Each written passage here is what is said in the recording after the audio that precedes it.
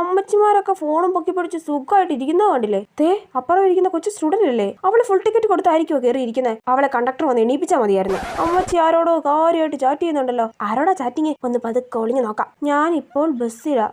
ഓ ഹസ്ബൻഡിന്റെ മെസ്സേജ് അയക്കുമായിരിക്കും കൊച്ചു കള്ളി. മാതൃഭാഷയെ പ്രണയിക്കുന്ന അമ്മച്ചിയാണെന്ന് തോന്നുന്നു. ടൈപ്പിംഗ് മൊത്തം മലയാളത്തിലാ. ഞാൻ ഹസ്ബൻഡിന്റെ വീട്ടിലേക്ക് പോകുവാണ്.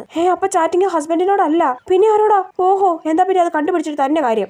ഒന്ന് വേഗം ടൈപ്പ് ചെയ്യാം അമ്മച്ചി. ഇത് ടൈപ്പ് ചെയ്ത് കഴിയുമ്പോഴത്തേക്ക് എന്റെ സ്റ്റോപ്പ് എത്തൂലോ. സ്പീഡിലേക്ക് ഞാൻ ടൈപ്പ് ചെയ്ത് തരാം. മനുഷ്യൻ ഇവിടെ ആരോടാ ചാറ്റ് ചെയ്യുന്നതെന്ന് അറിയാനുള്ള ക്യൂരിയോസിറ്റിയിൽ നിൽക്കുമ്പോഴാണ് ഒച്ചടയുന്ന പോലെ മെസ്സേജ് അയക്കുന്നത്. അതെ പിന്നെ എന്റെ സ്റ്റോപ്പ് എത്താറായി, ഞാൻ ഇറങ്ങിയിട്ട് മെസ്സേജ് അയക്കാം കേട്ടോ. അയ്യോ ഇറങ്ങല്ലേ.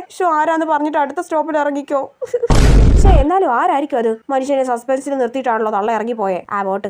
ഈ കൊച്ചു ആരോടാ ചാറ്റ് ചെയ്യുന്നേ? നീ ലൈവായിട്ടാണോ ചാറ്റ് ചെയ്യുന്നേ? കാണിക്കടി നിന്റെ ചാറ്റൊക്കെ, ഞാനൊന്ന് പരിശോധിക്കട്ടെ. മൊത്തം ഇംഗ്ലീഷ് ആണല്ലോ. ചേടാ, ട്രാൻസ്ലേറ്റർ എടുക്കേണ്ടി വരുമോ?